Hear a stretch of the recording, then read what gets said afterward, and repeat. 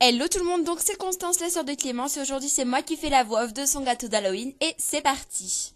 Il nous faut 150 g de beurre, 200 g de farine, 150 g de sucre, une pincée de sel, 4 œufs, un sachet de levure chimique, un sachet de sucre vanillé. Toutes les références et les grammes sont dans la barre d'infos, n'hésitez surtout pas à les voir. Il nous faut ensuite un saladier et un fouet.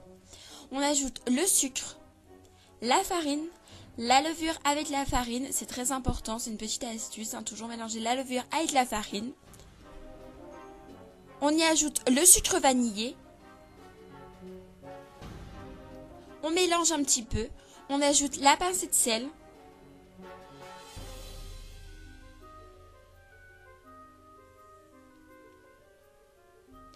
Et les 4 œufs.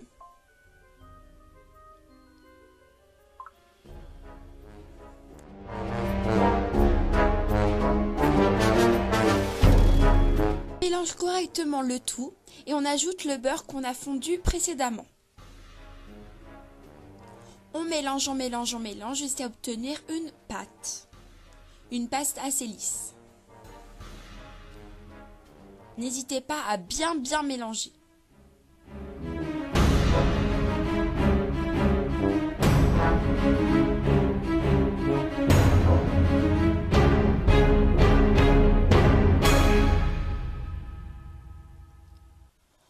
On met une grande cuillère d'huile d'olive, donc ça c'est pour les moules en silicone, donc on met une bonne cuillère, ça remplace un peu le beurre, vous pouvez mettre très bien de l'huile d'olive, ça fait la même chose.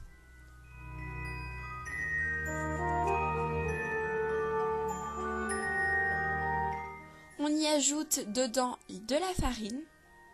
Donc tout ça c'est pour éviter que le gâteau il colle au moule, c'est important parce que sinon après ça va faire des dégâts. Donc on n'hésite pas à mettre la farine bien partout et on ajoute ce qu'on vient de préparer. Avant de mettre bien sûr votre préparation de gâteau, n'hésitez pas à préchauffer votre four pour qu'il soit bien chaud. Donc pour ce gâteau, il faut thermostat 6 à 180 degrés.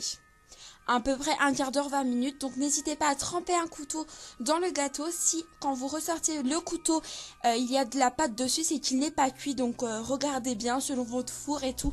Mais faut pas qu'il soit trop cuit parce qu'après c'est pas bon. Après il est trop sec. Donc voilà, donc là on étale bien la pâte sur tout le moule.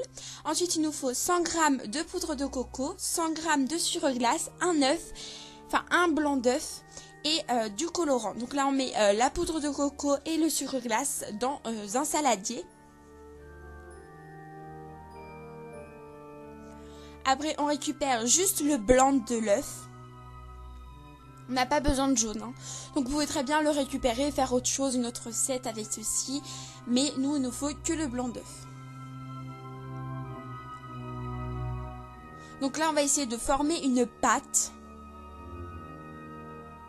Donc là c'est vraiment un jeu de patience, ça va coller au doigt, mais ayez la patience et ça sera super réussi. Donc on peut rajouter un petit peu de sucre glace aussi, il n'y a pas de souci. Ça va peut-être aussi aider à que ça soit un petit peu moins collé. Ou sinon n'hésitez pas à rajouter de la farine comme va le faire ma soeur après. Ça permet que ça ne colle plus au doigt. Donc pour la petite astuce, si on met de la farine, ça colle moins et si on met de l'eau, ça colle plus. Donc voilà. Ensuite, au bout d'un certain temps, on obtient une pâte. Donc voilà, on essaye de faire une boule avec cette pâte. Donc là, c'est pour les lettres du mot bout, comme vous avez vu sur la miniature. Donc ils seront comestibles, ils seront à la coco. Donc du coup, après, on va les mettre au four, donc c'est entre thermostat 1 et 2, donc à 50 degrés. N'hésitez pas non plus à préchauffer votre four avant de les mettre, bien sûr. Donc voilà, donc on forme des petites boules, on met du colorant par-dessus. Pour que ça donne un petit effet, donc là ma soeur elle a mis du colorant rose, mais vous pouvez mettre n'importe quel colorant, n'importe quelle couleur, il n'y a pas de souci. Là on voit le chéri de Clémence qui vient lui parler.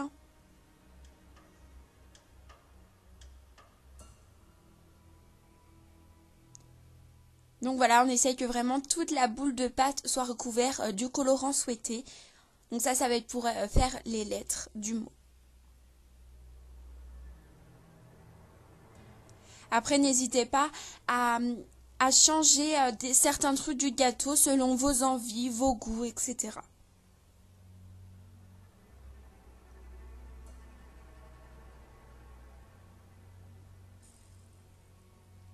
N'hésitez pas non plus avec les colorants à faire des mélanges. Donc par exemple du rouge et du jaune, ça fait du orange. Enfin voilà, vraiment comme vous le souhaitez. Donc c'est d'ailleurs ce que ma soeur va faire. Donc là elle met du jaune et du bleu. Bah là ça donne, on le sait tous, ça donne du vert. Oui, ça fait un peu réviser les couleurs primaires.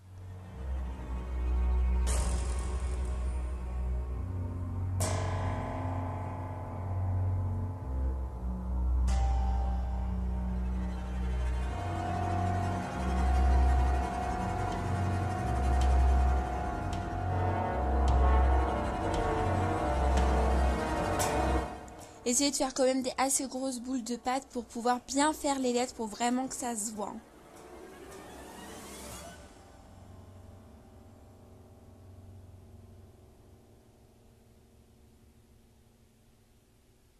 Donc voilà, comme je disais tout à l'heure, du jaune et du rouge, ça donne du orange.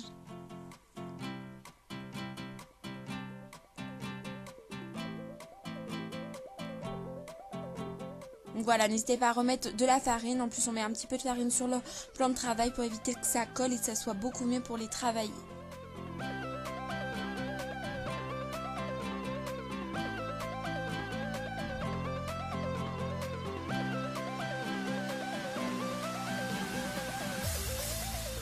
Donc là, ma soeur, entre-temps, a été chercher des baies de goji et elle va mettre aussi un petit peu de noix. Donc voilà, vous mettez ce que vous voulez pour recouvrir les lettres. Donc là, on a vu tous qu'elle vient d'en manger un. Faut goûter, il n'y a pas de souci, on est là pour faire la cuisine.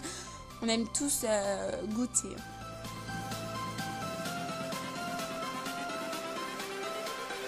Everything changes.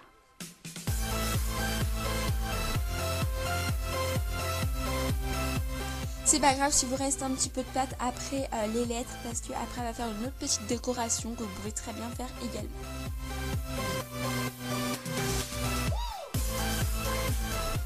Donc là on voit pas mais elle est en train de former le B. Donc là il faut pas mal de pâte pour le B parce que vraiment c'est une grande lettre.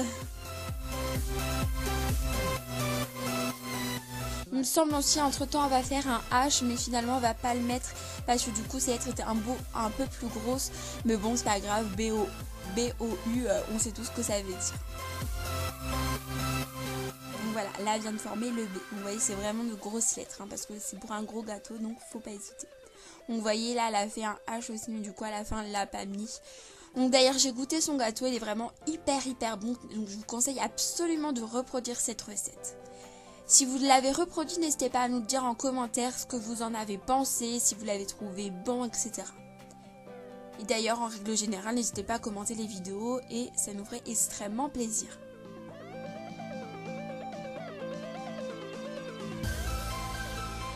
N'hésitez pas non plus à nous dire si vous avez fait des remakes de ce gâteau, donc si vous avez changé les couleurs des lettres, si au lieu de mettre des baies de goji, vous avez mis autre chose, au lieu de mettre de la poudre de coco, vous avez mis autre chose. Donc n'hésitez pas à tout ça à nous le dire dans les commentaires, ça nous ferait hyper plaisir de vous lire.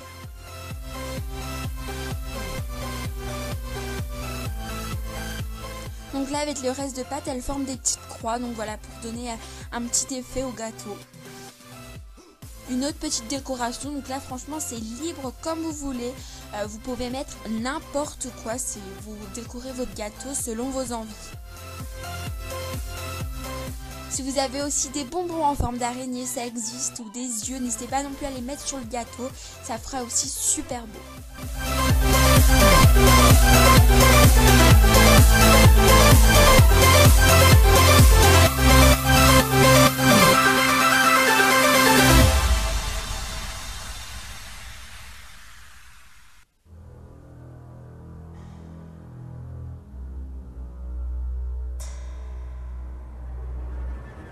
Pour la ganache, il nous faut 10 cl de crème liquide, 100 g de chocolat et 150 g de beurre. Donc ça, c'est pour recouvrir notre gâteau. Donc voilà, ensuite on sort notre gâteau du four une fois qu'il est assez cuit. On y ajoute la ganache. Donc vous voyez, ça fait tout de suite hyper beau. Et ça donne une petite touche de gourmandise dans ce gâteau.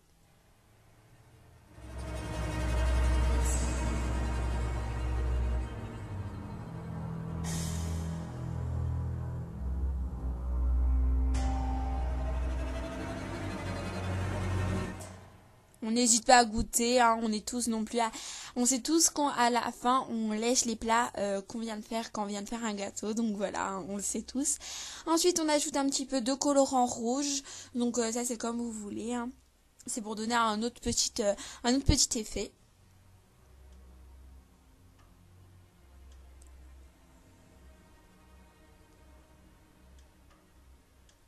Après on y ajoute un petit peu de sucre glace.